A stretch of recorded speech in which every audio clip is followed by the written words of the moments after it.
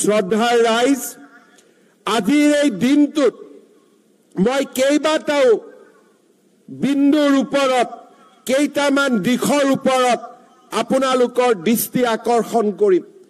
এখন ৰাজ্যৰ অৰ্থনৈতিক অভ্যুত্থানত নগৰীকৰণে আটাইতকৈ গুৰুত্বপূৰ্ণ স্থান দখল কৰে। আৰবানাইজেশ্যনৰ অবিহনে এখন ৰাজ্য কেতিয়াও অৰ্থনৈতিক দ্ৰুত গতিলৈ আগুৱাই যাব নোৱাৰে।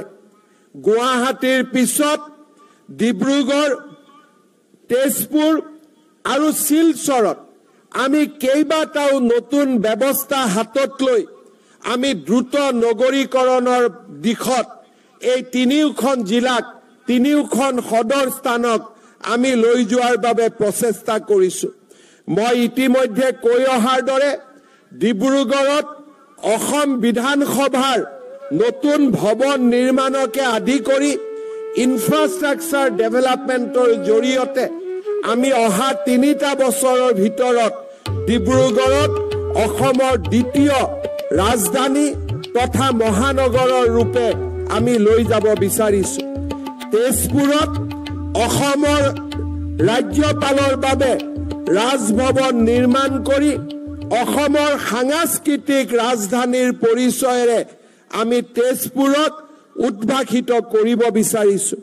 শিলচৰত আমি এটা সচিবালয় নিৰ্মাণৰ লগতে মুখ্য সচিবৰ কাৰ্যালয় শিলচৰত নিৰ্মাণ কৰি আমি বৰাক আৰু ব্ৰহ্মপুত্ৰৰ মাজৰ দূৰত্ব হ্ৰাস কৰি আমি অসমক এখন মহান ৰাজ্যলৈ লৈ যাব বিচাৰিছো।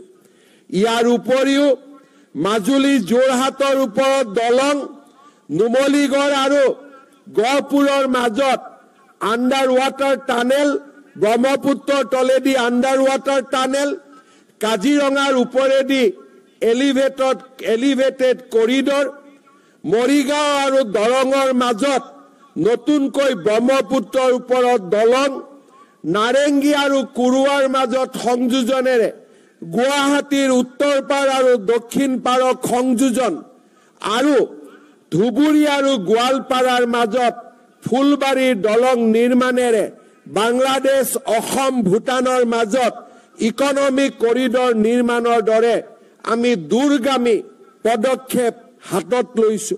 শিলচৰ আৰু গুৱাহাটীৰ মাজত দূৰত্ব 5 ঘণ্টালৈ কমাই আনি শিলচৰ আৰু গুৱাহাটীৰ মাজত এক্সপ্ৰেছ হাইৱে নিৰ্মাণৰ পৰিকল্পনা এই বছৰৰ ভিতৰতে আমি বাস্তৱত ৰূপায়িত কৰিব বিচাৰিছো। ডিব্ৰুগড় আৰু গুৱাহাটীৰ মাজত থকা 8 ঘণ্টাৰ দূৰত্বক আমি 5ৰ পৰা 6 ঘণ্টালৈ হ্ৰাস কৰিবৰ বাবে গুৱাহাটী আৰু ডিব্ৰুগড়ৰ মাজত এক্সপ্ৰেছ হাইৱে নিৰ্মাণৰ পৰিকল্পনাও আমি লাহে লাহে বাস্তৱলৈ ৰূপ দিয়াৰ কামত আমি আগবাঢ়িছো।